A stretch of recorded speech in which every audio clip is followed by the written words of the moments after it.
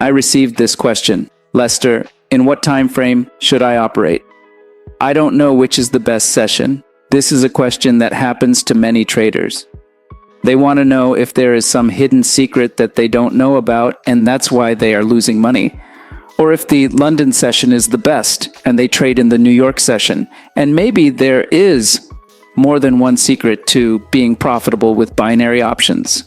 What you need to understand first is that binary options is a way of trading in anticipation of the next moves, whether the price will go down or up, and that's all it is. But obviously for that, we have to use strategies, analyze the market so we can have an optimal entry for our prediction. What is the best time to trade? This is a simple question. The best time to trade binary options is the one that best suits your schedule. You don't have to get up early to trade the London market if you live in New York, and vice versa. Obviously, there are times with greater liquidity, and that is when the markets are active. In this case, I prefer the New York market, so my day session starts at 8:30 a.m. With this, we are clear which is the best time to trade. And it is the time that does not affect you. Whether it's London or New York, both are very good. And then you will be more rested and you won't be getting up early to trade. Okay, so let's go to the chart and we're going to look at the time frame, and this is going to vary on the way you like to trade. With binary options, being a market where we trade with time, seconds count. 1 pip counts, so I prefer short time frames. This benefits me in different ways. 1, I'm not anxious with a 15-minute open trade that gambles between whether it will win or lose. 2, with short time frames, I get more entries in less time. I don't have to be in front of the computer for hours waiting for a good entry. 3, the use of indicators. With short time frames, indicators work, in my view, much better. They give me the confidence to take a trade. Knowing this, I can already show you some trades with short time frames in the NY session.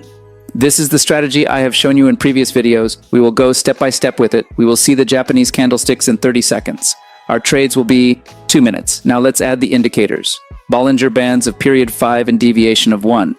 Add also the stochastic with the following periods. 5, 3, 3 with the RSI, the setting is period 14. Now here comes the magic. Let's always look for overbought or oversold entries. This means that with these indicators, we are going to look for their highs and lows. I show you on the chart. Let's wait for our 3 indicators to be overbought or oversold. In this example, we see that our 3 indicators are all oversold. When they are oversold, we will look for buys, and when they are overbought, we will look for sells. So here we will look for buys. The Bollinger Bands give us the first buy signal, along with the stochastic. But the RSI, to have a good buy, must be above 50%, which is that line you see in the middle. If it is above, you are more likely to win the trade. The strategy is simple, so now I will look for a good entry and show it to you.